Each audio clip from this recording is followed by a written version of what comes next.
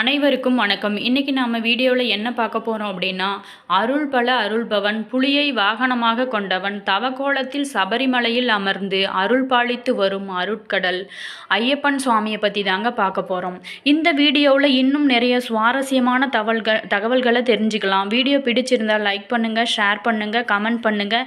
நீங்கள் இன்னும் இனியவள் சேனலை சப்ஸ்கிரைப் பண்ணாமல் இருந்தால் சப்ஸ்கிரைப் பண்ணிக்கோங்க. கூடவே பெல் ஐக்கானை கிளிக் பண்ணிக்கோங்க.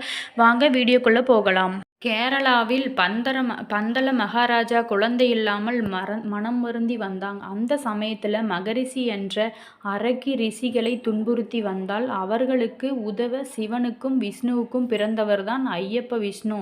மோகினியாக மாற சிவனுக்கும் மோகினிக்கும் ஐயப்பன் பிறந்தாங்க. குழந்தையாக பிறந்த ஐயப்பனை மரத்திற்கு அடியில் விட்டுவிட்டு சென்று விட்டனர். அரியும் விஷ்ணுவும் தெய்வ செயல்கள் அனைத்திற்குமே ஒரு காரணம் உண்டல்லவா? பக்திமானான பந்தல மகாராஜாவின் பிள்ளையில்லா குறையை தீர்க்கவே பரந்தாமனும் பரம்பொருளும் குழந்தையை அங்கே விட்டு போயிட்டாங்க.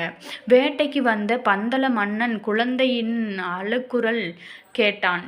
எங்கு குழந்தை அழுகிறது என பதைத்து தேடி மரத்தடியில் ஜொலிக்கும் தேச சுடையுடன் குழந்தை ஐயப்பனை கண்டாள். ஆண்டவா, என் குழந்தையில்லா குறை தீர்க்கவே இந்த குழந்தையை இங்கு இருக்கிறதோ என மகிழ்ந்த அந்த குழந்தையை அரண்மனை கொண்டு சென்றுவிட்டார். அந்த குழந்தையை பார்த்த அரசியும் மகிழ்ச்சி அடைந்தாள்.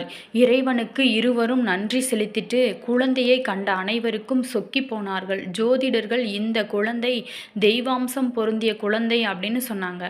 கழுத்தில் மணியுடன் பிறந்ததால் குழந்தைக்கு மணிகண்டன் என பெயரிடலாம் என்று முடிவு செய்து மணிகண்டன் என பெயரிட்டு அன்போடு பாராட்டி சீராட்டி வளர்த்து வந்தாங்க.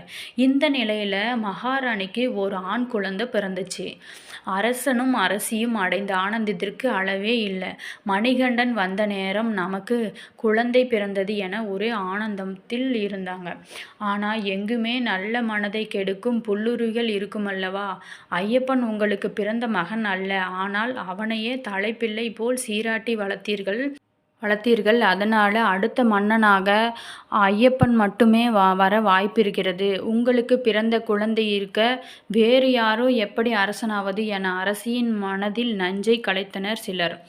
தீய போதனைகளால் அரசியும் மனம் மாறினாள். தான் வயிற்று வலியாக அவதிப்படுவதாக அந்த ஐயப்பனிடம் கூறினாள். அரசவை புளிப்பால் குடித்தால் மட்டுமே தன் வயிற்று வலி தீரும் அப்படின்னு சொல்லிட்டாங்க. ஐயப்பன் அறிய மாட்டானா உண்மையை? தாய்க்கு புளிப்பால் கொண்டு வர காடு நோக்கி புறப்பட்டான். வழியில அரக்கி மகிஷி ஐயப்பனை தடுத்தாள். வில்லெடுத்தான். வில்லாளி வீரன் வதம் செய்தான் மகிழ்ச்சியை. அவன் அவதார மகிமை பூர்த்தி பெற்று தேவர்கள் பூமாரி பொழிந்தனர். இந்திரனே புலியாக மாற மற்ற தேவர்கள் புலியாக புடைசூழ புலிமேல் ஏறி நாடு சென்றான் ஐயப்பன்.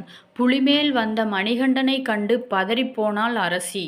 தான் செய்த தவறுக்கு மன்னிப்பு கேட்டு புலிகளை திருப்பி அனுப்புமாறு வேண்டினாள். ஐயப்பனும் அவ்வாறே செஞ்சு அருளினார்.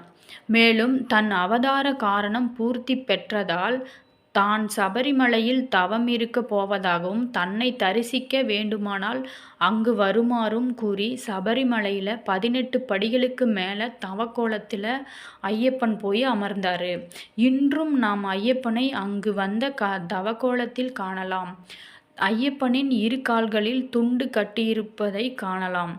ஐயப்பனை காண வந்த பந்தல மகாராஜா ஒரு முறை வந்தபோது ஐயப்பன் தன் தந்தை என்ற காரணத்தால் எழ முயன்றபோது இறைவன் தனக்கு மரியாதை செய்ய எழுந்திருக்க கூடாது என்பதற்காக தன் தோளில் போட்டிருந்த பட்டு அங்கவஸ்திரத்தை ஐயப்பனை நோக்கி அவர் தூக்கி போட்டபோது அந்த அங்கவஸ்திரம் ஐயப்பன் காலை சுற்றி கொண்டதாகவும் கூறப்படுகிறது. ஐயப்பனை காண கார்த்திகை மாதம் துவங்கியதும் இந்தியாவில் உள்ள ஐயப்ப பக்தர்கள் அனைவரும் ஐயப்ப பக்தியில் மூழ்கி போகிறாங்க. இவர்கள் ஐயப்பனுக்காக மாலை அணிந்து பக்தி செறியுடன் ஐயப்ப நாமத்தை சொல்லி விரதம் அனுசரிக்கிறாங்க. ஐயப்பன் கலியுக வரதன். கலிகால தோஷத்தை அகற்ற ஐயப்பனை தரிசித்தாலே போதும். ஆண்டுதோறும் இருமுடி ஏந்தி சபரிமலைக்கு புனித யாத்திரை செல்லும் பக்தர்கள் எண்ணிக்கை அதிகமாகிட்டே வருது. கடுமையான முறையில் அனைத்து விதமான விரதங்களையும் கடைபிடிக்கும் மாலையிட்ட ஐயப்ப பக்தன் சுவாமி ஐயப்பனின் பரிபூரண அனுகிரகம் பெற்றிருப்பதால் பக்தனையே ஐயப்பன் அவதாரமாக மற்றவர்கள் மதிக்கிறார்கள் என்பது நிதர்சனமான உண்மை. சபரிமலை செல்ல விரும்புபவர்கள் கார்த்திகை மாதம் முதல் நாளே அல்லது ஒரு 10 நாள் கழிச்சு கூட தேதிக்குள்ளேயே ஒரே நாளில் மாலை அணிய வேண்டும். கார்த்திகை மாதம் முதல் நாள் மாலை அணிந்திருந்தால் நாள் பார்க்க வேண்டாம். அதற்கு பின் அணிபவர்கள் நல்ல நாள் பார்த்து மாலை அணிய வேண்டும். எப்படி இருந்தாலும் குறைந்தது 41 நாட்களாவது விரதமிருந்து மாலை அணிஞ்சு நாம் இருமுடி கட்டி போனால் தான் அதோட பலன் நமக்கு முழுமையாக கிடைக்கும். மாலை துளசி மணி 108 கொண்டதாகவோ உருதுராட்சிர மணி 54 உள்ளதாகவோ வாங்கி அதில் ஐயப்பன் திருவுருவமே பதித்த டாலர் ஒன்றையும் இணைத்து அணிய வேண்டும். தாய் தந்தையின் நல்லாசியுடன் குருசாமி ஒருவரின் கையால் ஆலயத்தில் பூஜை செஞ்சுட்டு அணிய வேண்டும். குருசாமி கிடைக்கலைன்னா கோயில் சென்று கடவுள் பாதத்தில் மாலையை வச்சு அர்ச்சகரிடம் தட்சணை கொடுத்து அர்ச்சனை செய்து ஐயப்பனையே குருவாக நினைத்து மாலையை தரிசித்து கொள்ளலாம். இது எதுவுமே முடியலைன்னா கடவுளோட பிரதிநிதியான தமது தாயிடம் ஆசீர்வாதம் வாங்கி அவர்களது கையால் மாலை அணிஞ்சு கொள்ளலாம். இவ்வாறு மாலை அணிந்து பின்பு கோபதாபம் குரோதம் விரோதம் கொள்ளக்கூடாது. அண்டை அயலாருடன் விரோதம் மறந்து சிநேகம் பாராட்டி பணிவுடன் பழக வேண்டும். இயற்கையின் படைப்புகள் எல்லாவற்றையுமே இறைவனின் சொரூபமாக பார்க்க வேண்டும். காலையில் சூரிய உதயத்திற்கு முன்னாடி எழுந்திரிச்சிட்டு குளிச்சிடணும். மாலையிலும் குளிர்ந்த நீரில் தான் நீரில் நீராடி கோயில்களிலோ வீடுகளிலோ ஐயப்பனை மனதார நினைத்து சரணங்கள் கூறி வணங்க வேண்டும். கருப்பு அல்லது நீலம் காவி பச்சை எதையாவது வேட்டி அணிய வேண்டும். பிரம்மச்சாரிய விரதத்தை முழுமையாக கடைபிடிக்க வேண்டும்.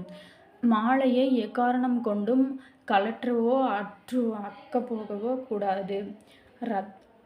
ஏதாவது ஒரு காரணத்தால் மாலையை கலற்ற நேர்ந்தால் அந்த ஆண்டு சபரிமலை செல்லக்கூடாது. பெண்களின் சடங்கு வைபவத்துக்கு குழந்தை பிறந்த வீட்டிற்கோ செல்லக்கூடாது. மது மாமிசம் புகைப்பிடித்தலை விட்டுவிட வேண்டும். மாலை அணிந்த பக்தர்களின் வீட்டில் சாப்பிடலாம். மற்றவர்கள் வீட்டில் சாப்பிடக்கூடாது. பழம் இந்த மாதிரி காய் வகைகள் மட்டும் சாப்பிடலாம். வீட்டு பெண்களுக்கு மாலை அணிந்த காலத்தில் மாதவிடாய் ஏற்பட்டால் 7 நாட்கள் கழித்து பின்னர் தான் அவங்க வீட்டில் சமைச்சி கொடுக்கணும். நம்ம அந்த ஐயப்பன் மாலை போட்டவங்க சாப்பிடணும். மற்ற நாட்களில் சாப்பிடக்கூடாது. காலணிகளை பயன்படுத்தக்கூடாது. கன்னிச்சாமிகள் தங்களின் வசதிக்கேற்ப வீடுகளில் பூஜைகள் நடத்தி ஐயப்பன்மார்களுக்கு ஏழைகளுக்கும் அன்னதானம் செய்யலாம். மற்றவர்களிடம் பேசும்போது சாமியே சரணம் என தொடங்கி விடைபெறும் பொழுதும் சாமியே சரணம் அப்படின்னு கூற வேண்டும்.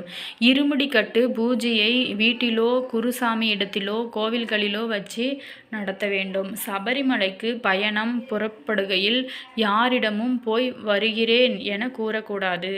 பம்பை நதியில் நீராடும் பொழுது மறைந்த தனது முன்னோர்கள் நினைத்து அவர்களுக்கு ஈமக்கடன்களை செய்து நீராட வேண்டும். யாத்திரை முடிந்து வீடு திரும்பியதும் ஐயப்பனின் அருள் பிரசாத கட்டினை தலையில் ஏந்தியபடியே வீட்டு வாசல்படியில் விடலை தேங்காய் அடித்து வீட்டினுள் நுழைய வேண்டும். வீட்டில் பூஜை அறையில் பூஜை செஞ்சுட்டு கட்டினை பிரிச்சுட்டு பிரசாதங்களை மற்றவர்களுக்கு நாம் கொடுக்கலாம். யாத்திரை இனிய முறையில் நிறைவுற்ற பின் குருநாதர் அல்லது தாயார் மூலம் மாலை கழற்றும் போது சொல்லும் மந்திரத்தை கூறி மாலையை கழற்றி சாமியே சரணமையப்பா என்று சொல்லிவிட்டு சந்தனத்தில் நனைத்து ஐயப்பன் திருவுருவ படத்திற்கு முன்னால் விட்டு தீபாதரனை காட்டி விரதம் முடிக்க வேண்டும். விரதம் முடித்தவுடன் அந்த உடைகளை நம் வீட்டில் பூஜை அறை இருந்தால் அந்த பூஜை அறையில் தனியாக வைக்க வேண்டும். அப்படி இல்லை நம்ம வீட்டில் பூஜை அறை தனியாக இல்லை அப்படின்னா பக்கத்தில் இருக்கும் கோவிலில் கொண்டு போய் அந்த உடைகளை மறுபடியும் அடுத்த வருடம் அதை யூஸ் பண்ணலாம். ஓகே நண்பர்களே, நீங்களும் ஐயப்பன் மலைக்கு மாலை அணிந்து விரதம் இருந்து முறையாக கோயிலுக்கு போயிட்டு வாங்க. நீங்கள் நினைத்த காரியங்கள் எல்லாம் நன்றாகவே நடக்கும். ஐயப்பனின் அருள் நமக்கு முழுவதுமாக கிடைக்கும். ஓகே ஃப்ரெண்ட்ஸ், இந்த வீடியோ உங்களுக்கு பிடிச்சிருந்தா லைக் பண்ணுங்கள், கமெண்ட் பண்ணுங்கள், ஷேர் பண்ணுங்கள். நீங்கள் இந்த இனியவள் சேனலை சப்ஸ்கிரைப் பண்ணாமல் இருந்தால் சப்ஸ்கிரைப் பண்ணிக்கோங்க. கூடவே பெல் ஐக்கானையும் கிளிக் பண்ணிக்கோங்க. அப்போ தான் நம்ம போடுற ஒவ்வொரு வீடியோஸும் நமக்கு நோட்டிஃபிகேஷனாக வரும்.